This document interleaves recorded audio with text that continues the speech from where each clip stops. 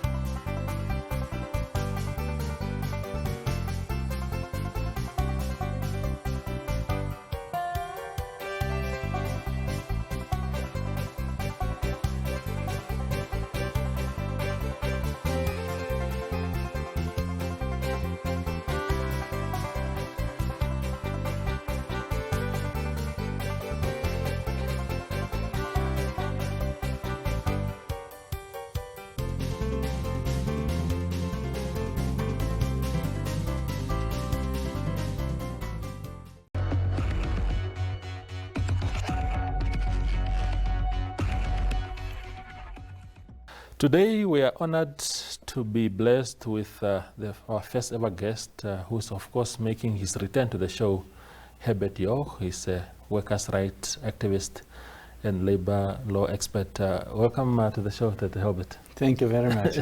Yeah, you've been very busy for the whole of the festive season, you and others of course, leading the charge against Shoprite. Who in your eyes is misbehaving towards the employees. And this has been going on for quite a long time now, Yes. over the years. As a matter of fact, what was the turning point this time around? Okay, the background was that Shoprite played out different unions against each other, did not recognize any of them, did not meet workers' demands for years and years and years on end. Then when workers organized a demonstration some 5 years back to table their demands and to express that they are unhappy the way they are treated, they were suspended, some were dismissed, and others had pending cases of dismissals. Yes. At that point, our Economic and Social Justice Trust got involved in support of those workers, because we saw this is a blatant violation of their workers' rights. Yes. Then we managed in the end to save at least the jobs for workers in Windhoek. They got away with a kind of final warning and were taken back. The workers then joined in big numbers one of the three unions, and that union was NAFAO. So in 2019, the union was recognized as the majority representative, and then collective bargaining started 2020, last year. But Shoprite went into the negotiations basically to frustrate workers. They did not concede on any of the substantial points and dug in at an increase of a mere 5%, no transport allowance, no housing allowance, no other benefits.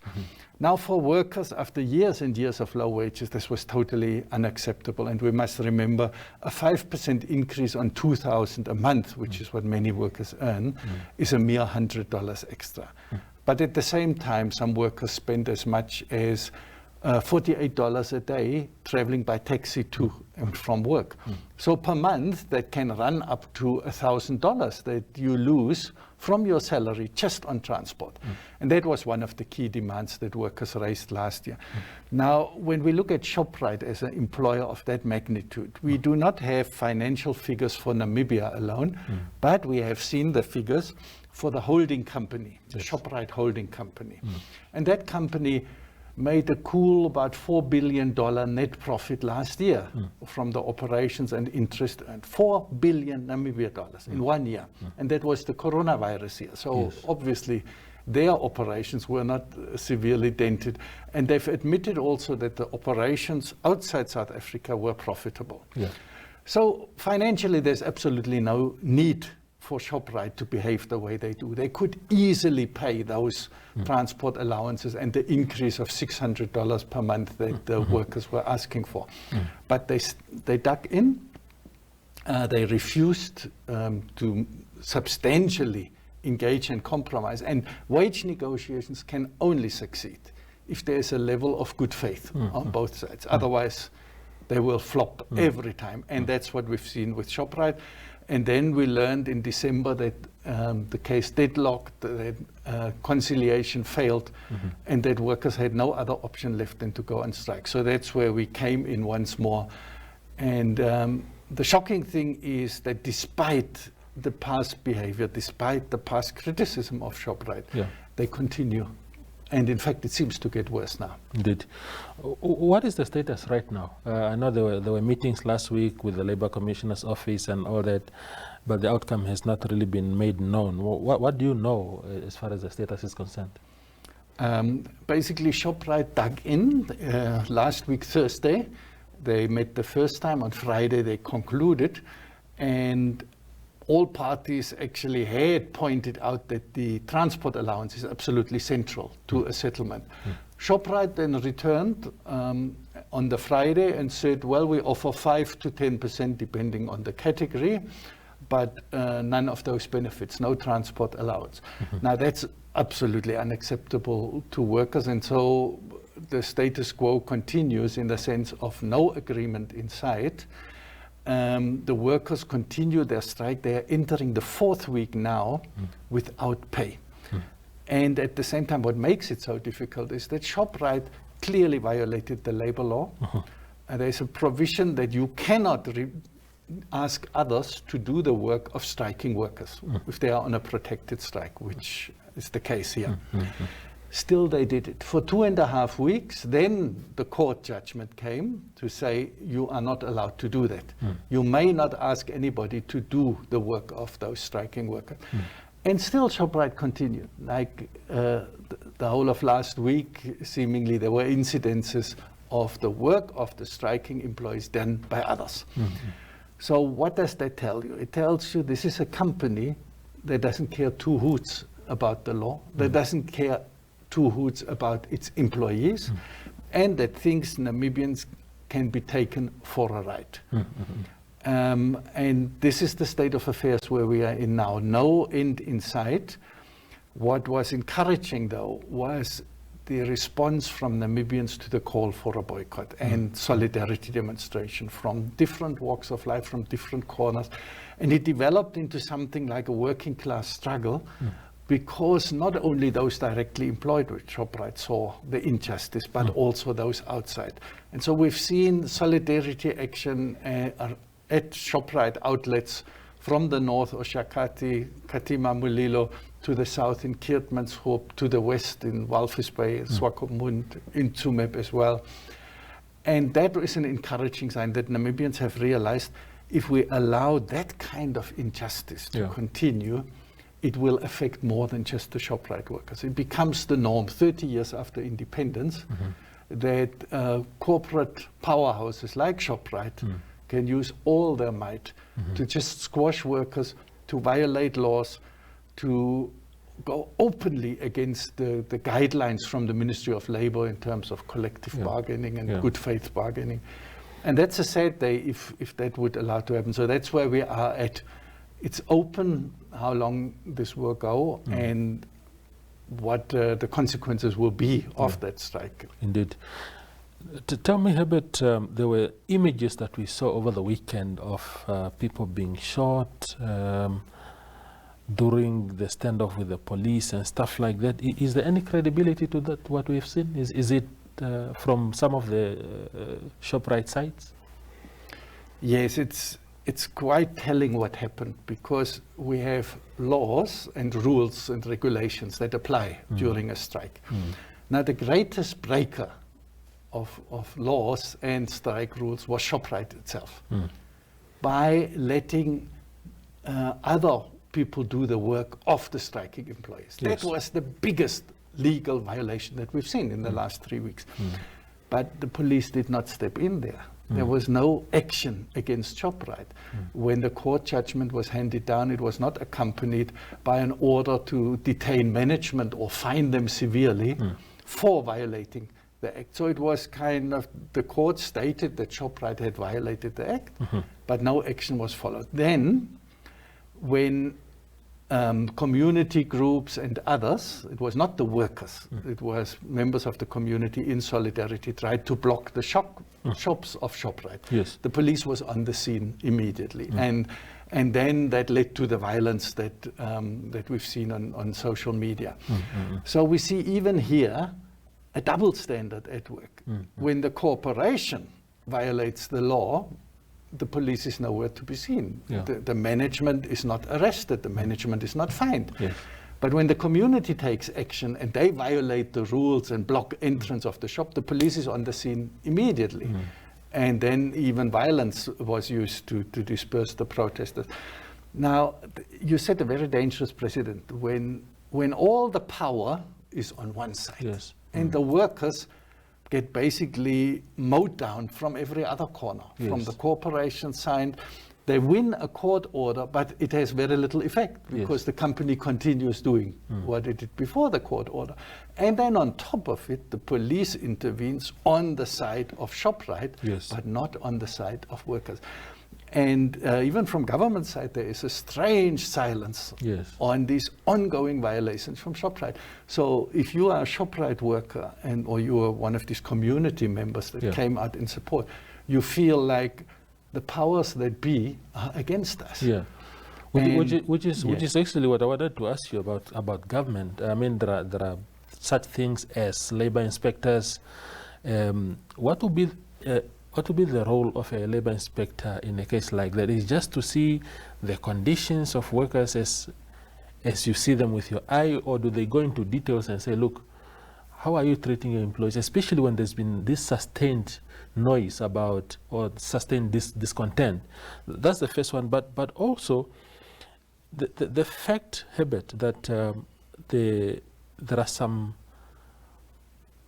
semi-governmental institutions like GIPF owning shares in Shoprite. Does it occur to you perhaps at some stage to say, look, maybe this silence is meant to protect the interests of some of the shareholders? What is your interpretation? Yes.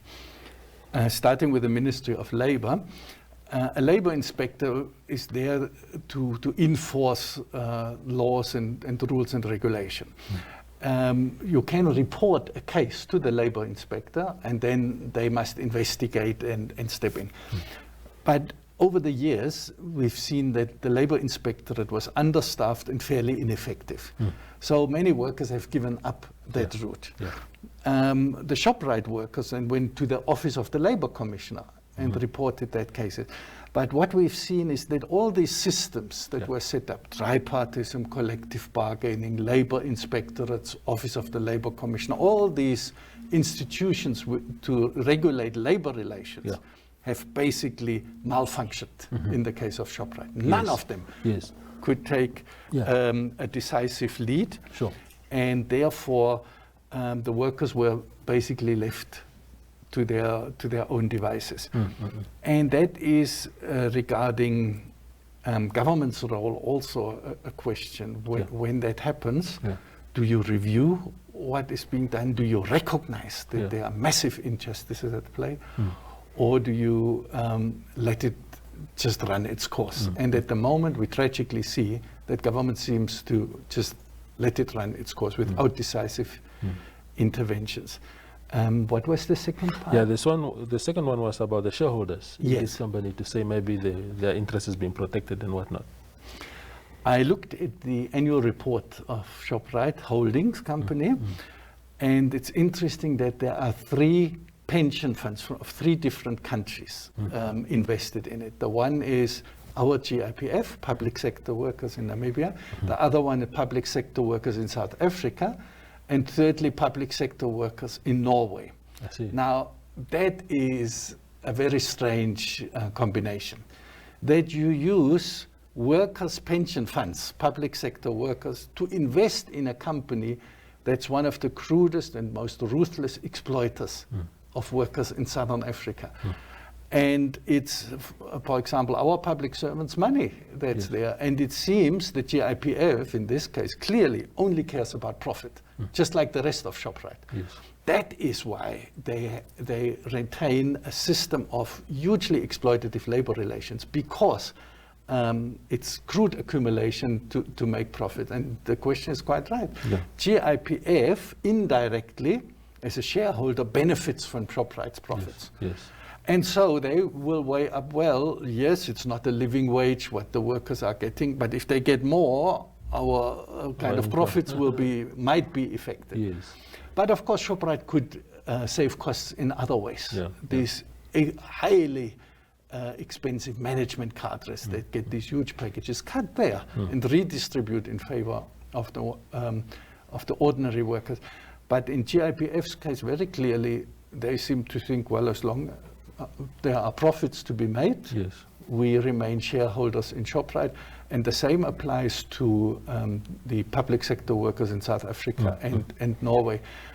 And if other workers would take it seriously, like NAPU and public sector unions generally, PSUN included, they would now ask questions to GIPF, because GIPF administers the pension funds of their members. Precisely. And the teachers union likewise.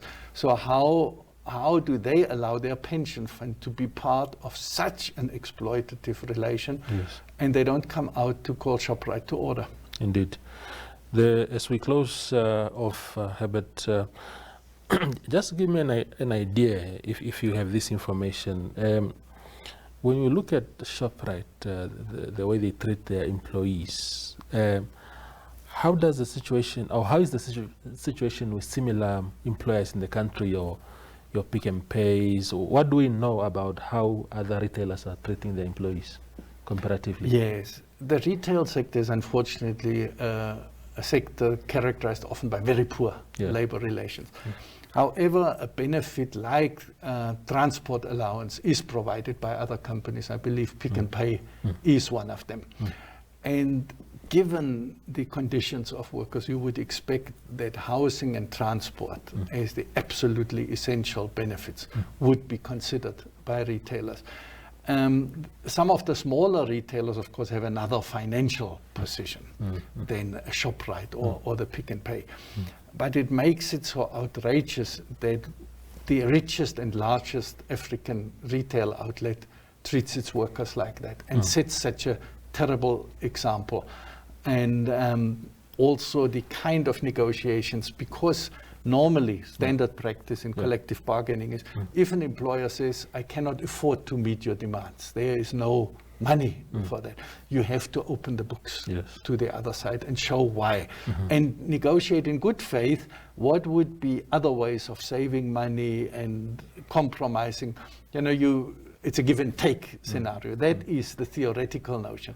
In the Shoprite case, that just never applied. And that makes Shoprite such a particularly bad company within the context of Namibia and the retail sector. Indeed.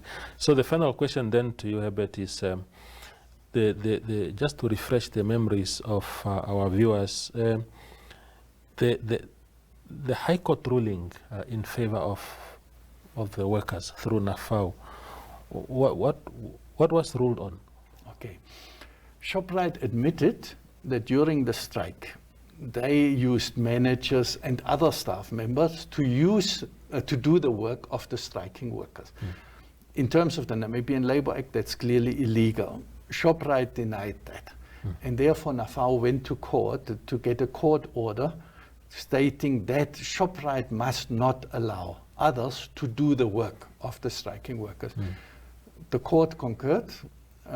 Judge Witele confirmed that that is indeed the case and ordered that Shoprite must immediately stop doing that and allow NAFAO also to monitor the shop. And now NAFAO has compiled a long list of violations where that's done. So the court ruling essentially confirmed no scab labor. When workers are on a protected strike, nobody can do their work. Because the point of the strike is to stop the operations, to force the employer to come back to the negotiation table in good faith. Because Shoprite has violated that, the strike drags on, and this is actually why I would call it now, we're seeing a war on workers by Shoprite. They want to starve them into submission. Because with every day, it's a day of income lost, and these workers sit with nothing. Indeed. Herbert, thank you very much for being here, as you always do, but particularly for being our first guest for the year. Thank you very much. It's an honor. Sure. That's Herbert Jauch. He's a labor policy expert and also a very active activist in the space of labor relations, talking to us about the issues at Shoprite where protest against unhappy employees continue unabated. Thank you for watching.